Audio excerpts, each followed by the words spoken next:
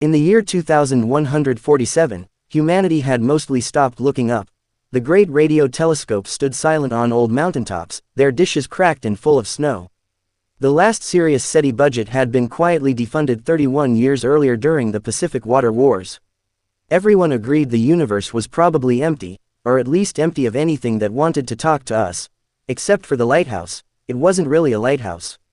Officially it was Relay Station K-19, a Class D automated comms outpost orbiting a nameless brown dwarf 1.4 light-years past Proxima Centauri. No one had visited in decades.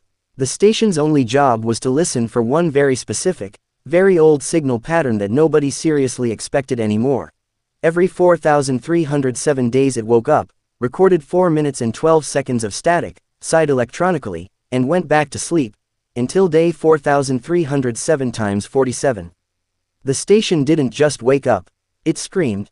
Not with alarms, those had rusted into silence long ago, but with every remaining transmitter blasting at once in perfect phase alignment.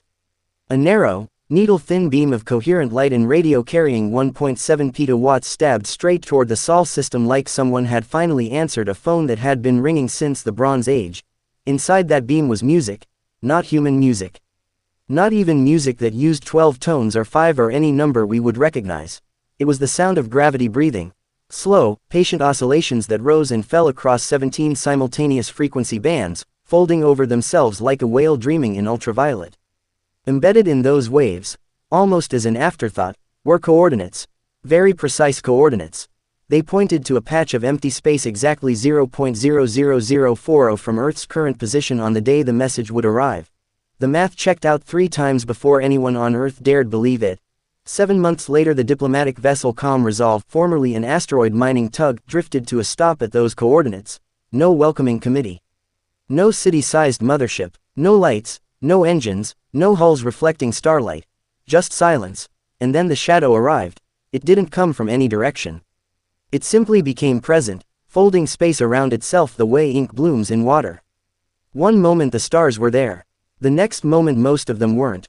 What remained looked like a single obsidian needle 23 kilometers long, perfectly smooth, perfectly black, rotating so slowly it seemed to be considering whether rotation was still worth the effort.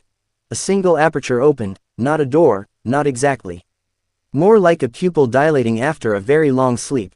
From inside came one figure. It was small.